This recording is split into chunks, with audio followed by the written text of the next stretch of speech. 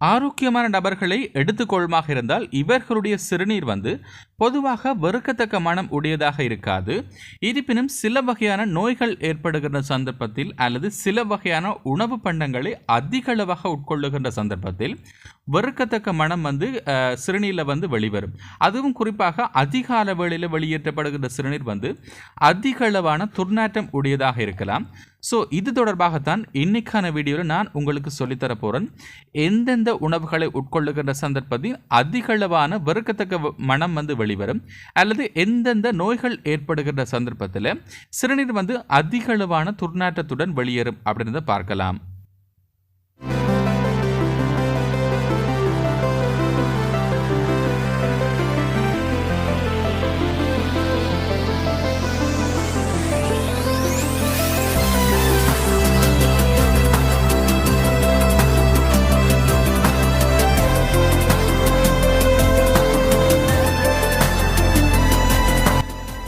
Hello friends, வணக்கம். இது நம்மளோட ஸ்டார் லேபரட்டரி. இது வரைக்கும் நீங்கள் நம்ம சேனலை சப்ஸ்கிரைப் பண்ணலை அப்படின்னு சொன்னால் முதல்ல சப்ஸ்கிரைப் பண்ணிக்கோங்க. அதோட பக்கத்தில் இருக்கிற பெல் ஐக்கனை மறக்காமல் உடனே கிளிக் பண்ணிக்கொள்ளுங்க. வாங்க இன்னைக்கான வீடியோக்குள்ளே போகலாம். ஸோ ஃப்ரெண்ட்ஸ், முதல்ல இந்த எவ்வகையான உணவுகளை நீங்கள் அதிக அளவில் உட்கொள்ளுகின்ற சந்தர்ப்பத்தில் வெறுக்கத்தக்க இந்த துர்நாற்றம் சிறுநீரில் வெளிவரும் அப்படின்னு பார்க்கலாம். உதாரணமாக பார்த்தீங்கன்னு சொன்னால் பூண்டு, அதிக அளவான பூண்டினை உணவுகளில் சேர்த்துக்கொள்பவர்கள் அல்லது அதிக அளவான பூண்டினை உட்கொள்ளுகின்ற நபர்களுக்கு அடுத்த நாள் இந்த சிறுநீர் அதிக அளவான துர்நாற்றத்துடன் வெளியேற்றக்கூடிய சந்தர்ப்பம் காணப்படும். இது தற்காலிகமான ஏற்படுகின்ற ஒரு நிலைமை தான். இதை பற்றி அதிக அளவாக நீங்கள் worry பண்ணிக்கொள்ள தேவையில்லை. இரண்டாவது விஷயம் என்ன சொன்னா, அதிக அளவாக காஃபி அருந்துபவர்கள் ஒரு நாளைக்கு 1 அல்லது 2 தடவை அருந்தினால் இந்த பிரச்சனை பொதுவாக ஏற்படாது. அதிக அளவாக காஃபியை அருந்துபவர்களுக்கு இது ஒரு பெரிய பிரச்சனையாக கூட இருக்கலாம். அதாவது அதிக அளவான துர்நாற்றமுடைய சிறுநீர் மறுநாள் காலையில் வெளியேறலாம். இது பார்த்தீங்கன்னா தற்காலிகமான ஒரு நிலைமை தான். ஆனால் அதிக அளவாக நீங்கள் காஃபி அருந்துவது கண்டிப்பாக ஆரோக்கியத்திற்கு நல்லதல்ல. இதனை நீங்கள் மாற்றிக்கொள்ள வேண்டும். மூன்றாவது விஷயம் என்ன சொன்னால், அதிக அளவாக மசாலா பண்டங்களை நீங்கள் உட்கொள்ளுதல். அதிக அளவான இந்த சீரகம் அல்லது பூண்டு அல்லது இஞ்சி இந்த மாதிரியான அதிக அளவான மசாலா சேர்க்கப்பட்ட பண்டங்களும் துர்நாற்றத்துக்கு ஒரு காரணமாக அமையலாம். இது பார்த்தீங்கன்னு சொன்னால் தற்காலிகமாக ஏற்படக்கூடிய ஒரு நிலைமை தான். இதற்கு அடுத்தபடியாக வெங்காயம், இதனை தவிர சீரகம், இந்த மாதிரியான கொத்தமல்லி, இந்த மாதிரியான உணவு பண்டங்களும் அதிக அளவில் துர்நாற்றத்தினை ஏற்படுத்துமாம். இது கண்டிப்பாக நீங்கள் தற்காலிகமான ஒரு நிலைமை தான். இதை பற்றி அதிக அளவாக worry பண்ணக்கொள்ள தேவையில்லை. இதனை தவிர அதிக அளவான புரத உணவு மற்றும் கார உணவுகளை உள்ளெடுத்தாலும் கூட சில சந்தர்ப்பத்தில் அதிக அளவான துர்நாற்றத்துடன் சிறுநீர் வெளியேறலாம். இது பார்த்தீங்கன்னு சொன்னால் பயப்படக்கூடியதான ஒரு பிரச்சனை கிடையாது. நீங்கள் உணவு முறைகளில் மாற்றத்தினை ஏற்படுத்துகின்ற சந்தர்ப்பத்தில் இது குறைக்கப்படும். இதற்கு முக்கியமான ஒரு சொல்யூஷன் என்ன அப்படின்னு சொன்னால், அதிகப்படியான நீங்கள் நீரினை எடுத்துக்கொள்ள வேண்டும். அதிக அளவான நீரை நீங்கள் எடுத்துக்கொள்ளுகிற சந்தர்ப்பத்தில் உங்களுடைய சிறுநீர் பார்த்தீங்கன்னு சொன்னால் ஐதாக்கப்படும். இதன் மூலம் துர்நாற்றத்தினுடைய அளவு கண்டிப்பாக குறைக்கப்படும். ஸோ அதிக அளவாக இந்த மாதிரியான மசாலா பண்டங்கள், இந்த மாதிரியான உணவுகளை எடுத்துக்கொண்டீங்களாக இருந்தால் அதிக அளவான நீராகாரங்களை கண்டிப்பாக எடுத்துக்கொள்ளுங்க. கண்டிப்பாக சிறுநீர் பார்த்தீங்கன்னு சொன்னால் துர்நாற்றம் குறைக்கப்படும்.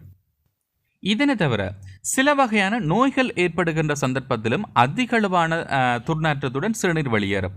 ஸோ எவ்வகையான நோய்களின் போது இந்த துர்நாற்றம் அதிக அளவாக ஏற்படும் அப்படின்றத பார்க்கலாம். பொதுவாகவே துர்நாற்றத்துடன் சிறுநீர் வெளியேறும் அப்படின்னு சொன்னாலே அதற்கு முக்கியமான ஒரு காரணம் UTI, அதாவது யூரினரி ட்ராக்ட் இன்ஃபெக்ஷன் அப்படின்னு சொல்லலாம். அதாவது சிறுநீர் பாதையில் ஏற்படுகின்ற கிருமி தொற்று, இது பாக்டீரியாவாகவோ அல்லது ஃபங்கஸ்களாகவோ அல்லது சில வகையான ஒட்டுண்ணி, பேரசைட்ஸ், இந்த மாதிரியான ஏற்படுகின்ற கிருமி தொற்றினால் கூட பார்த்தீங்கன்னு சொன்னால் அதிக அளவான துர்நாற்றத்துடன் சிறுநீர் வெளியேறலாம். இதனை தவிர இரண்டாவது காரணம் என்ன அப்படின்னு சொன்னால், சிறுநீரக கற்கள், அதாவது கிட்னி ஸ்டோன்ஸ் ஏற்படுகின்ற சந்தர்ப்பத்தில் சிறுநீர் அதிக அளவாக துர்நாற்றத்துடன் வெளியேற்றுவதற்கு சந்தர்ப்பம் காணப்படும். உதாரணமாக பார்த்தீங்கன்னு சொன்னால் கிட்னி ஸ்டோன்ஸ் இருக்கிறவங்களுக்கு ஃப்ரீக்வெண்ட் யூரினரி ட்ராக்ட் இன்ஃபெக்ஷன், அடிக்கடி இந்த சிறுநீர் பாதையில் கிருமி தொற்று ஏற்படலாம். அல்லது சிறுநீருடன் பார்த்தீங்கன்னு சொன்னால் ரத்தம் கலந்து வெளியேறலாம், அதிக அளவான புரதம் வெளியேறலாம். இந்த மாதிரியான சந்தர்ப்பத்தில் கண்டிப்பாக இவர்களுக்கு துர்நாற்றத்துடன் சிறுநீர் வெளியேறும். ஸோ இது கண்டிப்பாக கவனிக்கப்பட வேண்டிய ஒரு விஷயம்.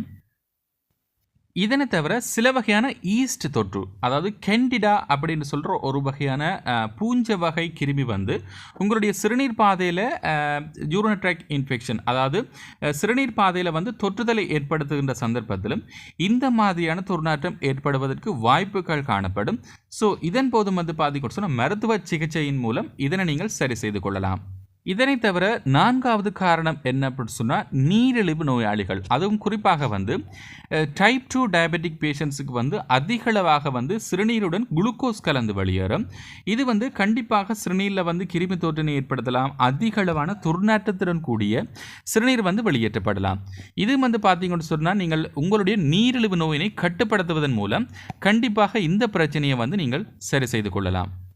தென் 5வது முக்கியமான காரணம் என்ன அப்படின்னு சொன்னால் கர்ப்பம் தரித்தல், அதாவது ப்ரெக்னென்சி டைமிலேயும் வந்து சிறுநீர் அதிக அளவில் துர்நாற்றத்துடன் வெளியேற்றப்படலாம். காரணம் என்ன அப்படின்னு சொன்னால் இவர்களுடைய சிறுநீரில் வந்து சில வகையான ஹோமோன்கள் காணப்படும், சில வகையான கழிவுப் பொருட்களும் வந்து சில சந்தர்ப்பத்தில் வெளியேற்றப்படும்.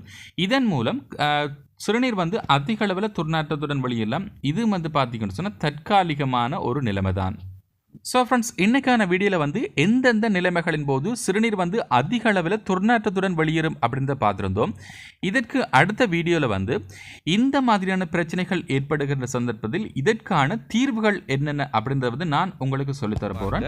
இந்த வீடியோ உங்களுக்கு பயனுள்ளதாக அமைஞ்சிருந்தால் கண்டிப்பாக லைக் பண்ணுங்கள். அப்படியே கீழே உங்களுடைய கமெண்ட்ஸையும் கமெண்ட் பண்ணுங்கள். மேலும் ஒரு நல்ல தொகுப்பில் சந்திக்கலாம். அதுவரை உங்களிடமிருந்து விடைபெறுவது உங்கள் சர்வேஷன். நன்றி.